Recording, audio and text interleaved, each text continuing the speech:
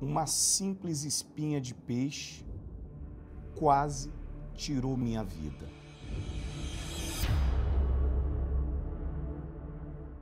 Acabando a reunião de terça-feira, retornamos para casa. Nisso a Cíntia tinha preparado o prato que eu mais gosto, um peixe. Na hora que eu fui comer, eu me entalei. Não tinha noção que era espinha de peixe. Eu disse, vou beber uma água para ver se desse perfeito, tipo assim, não tem a dor de cabeça. Na hora, a dor terrível, terrível. Falei para ela. E aí eu disse, estou com muita vontade de vomitar. Fui no banheiro e no banheiro eu vomitei uma pequena bola de sangue. Só que daí eu já me recordo que comecei a sair do banheiro, caminhando para o quarto, e ali eu já apaguei. Eu comecei a gritar a ele, Marcos, levanta, reage, e liguei para um pastor e esposa, meus vizinhos, para me ajudar a levar ele na emergência. No que a gente conseguiu colocar ele em pé, aí ele começou a vomitar placas de sangue, coágulos, assim, e vomitou muito de encher a sala de sangue, e era pedaços grandes, assim.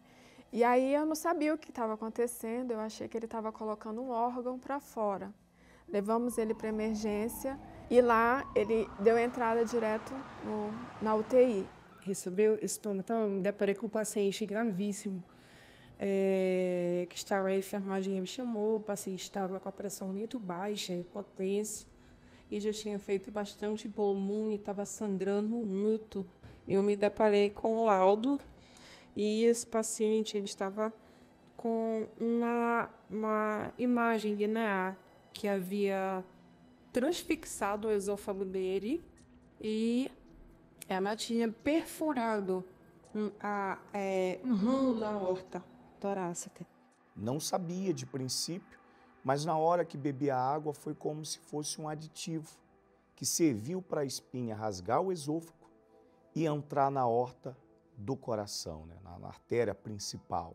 A aorta é como se fosse um balão. Qualquer movimento dele brusco poderia romper ou tocar em um outro órgão e de imediato levar a óbito. E aí ela falou, ó, é um caso assim que eu nunca vi, ela falou, e a morte dele é quase que certa. São 18 anos de caminhada com Jesus. E ali eu me vi que de uma hora para outra ia romper.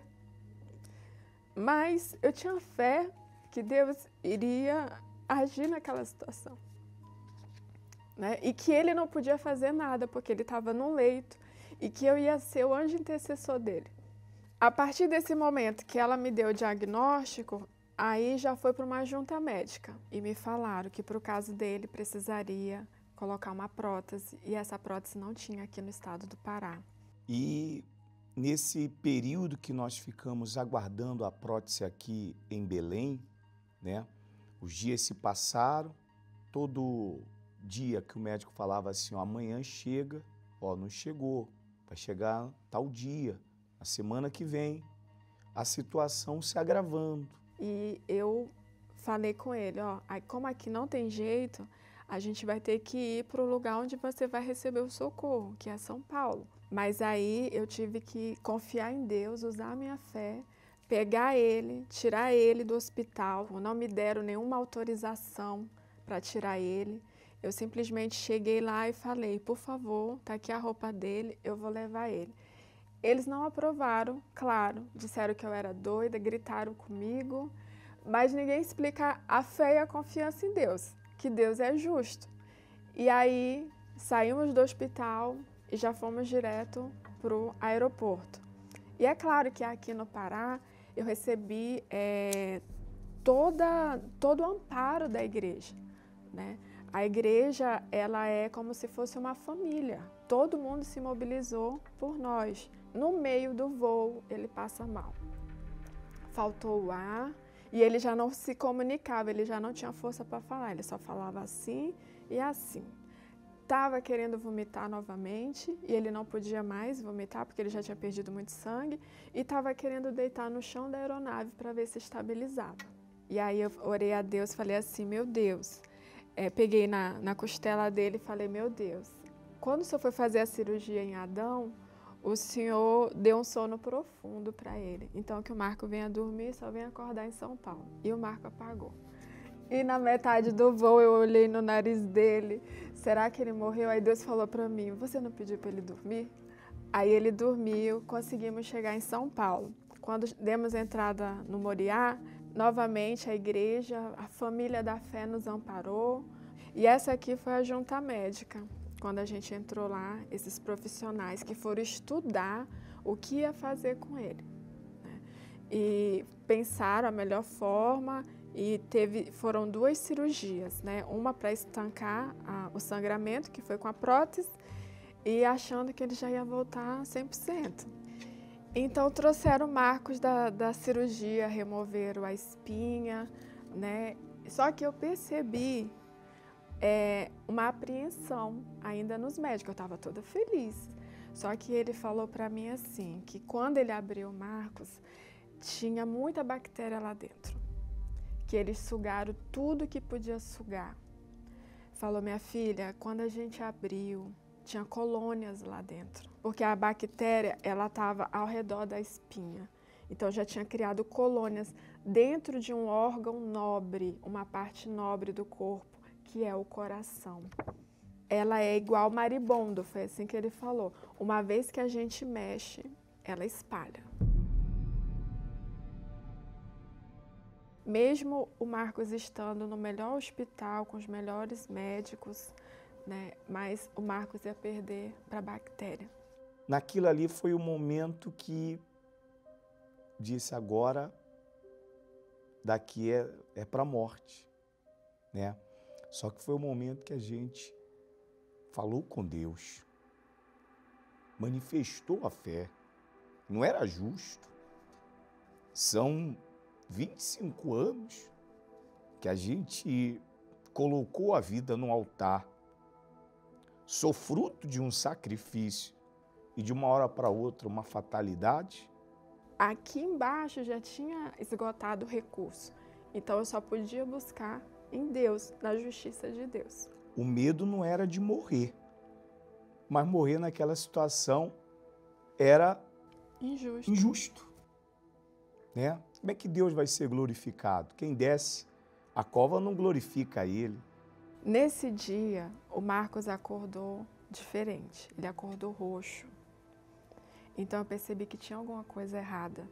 E aí foi a hora que eu tive que ir para a última instância, que foi o altar. Eu tive que ir até o tribunal de Deus. Ainda não era fogueira santa e Deus me pediu um sacrifício. E eu sabia o que isso me custaria, porque eu estava em um outro estado, o recurso que eu tinha era para eu custear o que eu estava lá, despesas. E eu falei para Deus, eu não tenho como dizer não para o Senhor. Eu vou para o altar. E eu peguei tudo que a gente tinha, todos os nossos recursos, o Marco lá, naquela cama, e botei no altar. E ali eu falei, tá aqui, ó meu Deus, eu não tenho mais nada.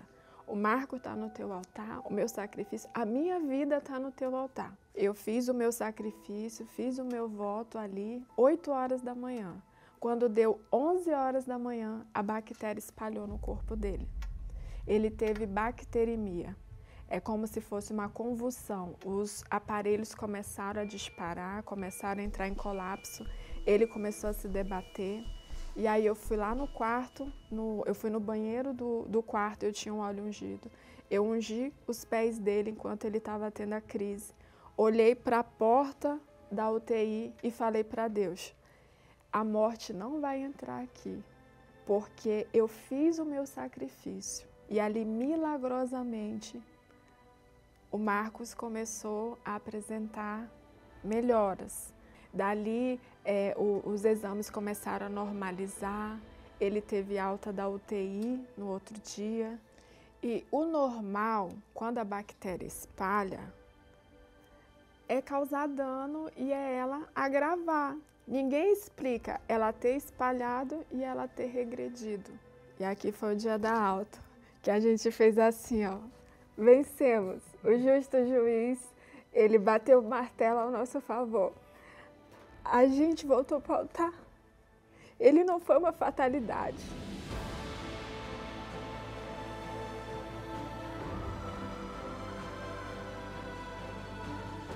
Depois a gente foi no templo agradecer e voltamos para o nosso estado tão querido, que é o Pará.